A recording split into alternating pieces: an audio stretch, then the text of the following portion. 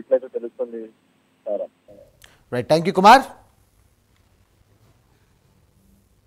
ఇక కాసేపట్లో ఉస్మానియా యూనివర్సిటీకి సీఎం రేవంత్ రెడ్డి వెళ్లనున్నారు. ఉస్మానియా యూనివర్సిటీకి 1000 కోట్లను ప్రభుత్వం మంజూరు చేసింది. ఆధునీకరణ పనుల కోసం కేటాయించింది సర్కార్. చారిత్రక భవనాలు సంరక్షిస్తూనే నూతన భవనాల నిర్మాణం చేపట్టనున్నారు. ఈ క్రమంలోనే ఇవాళ ఓయూలో సీఎం రేవంత్ రెడ్డి సభలో ప్రసంగించనున్నారు. ఇదే అంశానికి సంబంధించి మరిన్ని డీటెయిల్స్ అందించడానికి మా కరెస్పాండెంట్ చందు సిద్ధంగా ఉన్నారు. చందు, చెప్పండి.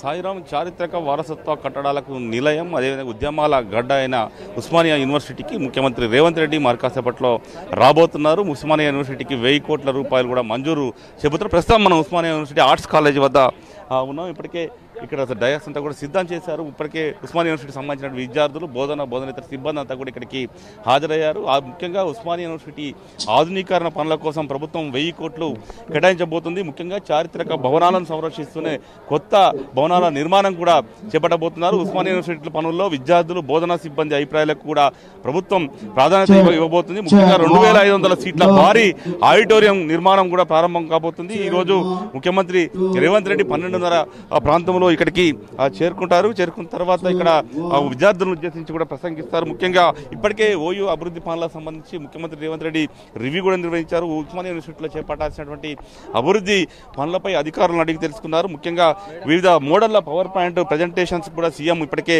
తెలుసుకున్నారు. ముఖ్యంగా హాస్టల్ భవనాలు, రహదారులు, అకాడమిక్ బ్లాక్స్, ఆడిటోరియం నిర్మాణాలకు సంబంధించి పలు మార్పులు చేర్పులను కూడా సీఎం ఇప్పటికే సూచించారు. ఉస్మానియా యూనివర్సిటీలోని అటవీ ప్రాంతంలో పనులకు సంబంధించి అర్బన్ ఫారెస్ట్రీ నిధులను వినియోగించే అంశాన్ని కూడా పరిశీలించాలని కూడా ముఖ్యమంత్రి ఇప్పటికే అధికారులకు సూచించారు. యూనివర్సిటీ పరిధిలో ఉన్నటువంటి నీటి వనరులను సంరక్షిస్తూనే కొత్త నీటి వనరులను కూడా ఏర్పాటు చేయాలని కూడా చెప్పారు. ముఖ్యంగా హాస్టల్, అకాడమిక్ భవనాల నిర్మాణానికి సంబంధించి 100 మంది విద్యార్థులకు ఉంటే అదనంగా మరో 10% విద్యార్థులకు వసతులు ఉండేలా కూడా ఏర్పాట్లు ఉండాలని చెప్పారు. విద్యార్థులు భవిష్యత్తులో సిబ్బందిలో ఎలాంటి అసౌకర్యాలకు కూడా గురి కావద్దని చెప్పారు. ముఖ్యంగా యూనివర్సిటీ పనులకు సంబంధించి ఎంత మొత్తమైనా సరే వెచ్చించేందుకు తాము సిద్ధంగా ఉన్నట్టు కూడా ముఖ్యమంత్రి రేవంత్ రెడ్డి కూడా చెప్పారు. ముఖ్యంగా చారిత్రక వారసత్వ కట్టడాలకు ఎలాంటి భంగం వాటిల్లకుండా నిర్మాణాలు చేపట్టాలని కూడా ఇప్పటికే అధికారులకు సూచించారు. ముఖ్యంగా చూసినట్టయితే సైకిల్ ట్రాకులతో, అదేవిధంగా వాకింగ్ పాత్రలతో పాటు పనిపై ప్రత్యేక శ్రద్ధ పెట్టేలా అధికారులంతా కూడా అలర్ట్గా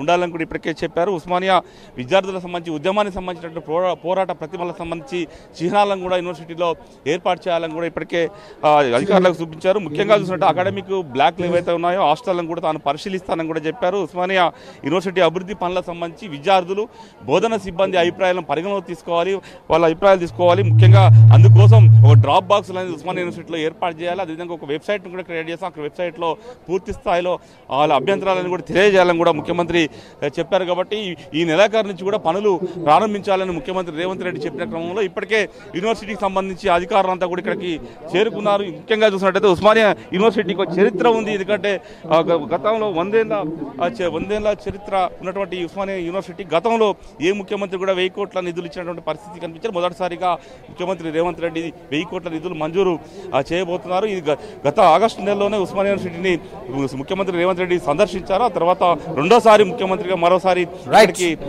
రేవంత్ రెడ్డి రాబోతున్నటువంటి క్రమంలో ముఖ్యంగా చూసినట్టు ఇప్పటికే పోలీసులు పెద్ద ఎత్తున బందోబస్తు ఏర్పడింది. ఎందుకంటే కొన్ని విద్యా సంఘాలు అడ్డుకుంటాయనే ఉద్దేశంతో ఇప్పటికే కొంతమంది విద్యార్థి సంఘాల నేతలను అదుపులో కూడా పోలీసులు తీసుకున్న సమయంలో మరి కాసేపట్లో ముఖ్యమంత్రి రేవంత్ రెడ్డి ఉస్మానియా యూనివర్సిటీకి రాబోతున్నారు. సాయిరాం.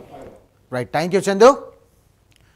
ఇక బులెటిన్లో సూపర్ ఎక్స్క్లూజివ్ చూస్తున్నాం. వచ్చే ఏడాది జరగనున్నటువంటి రాజ్యసభ ఎన్నికలు ఏపీ అధికార కూటమి ఐక్యతకు నిలువుటద్దంగా పట్టనున్నాయి.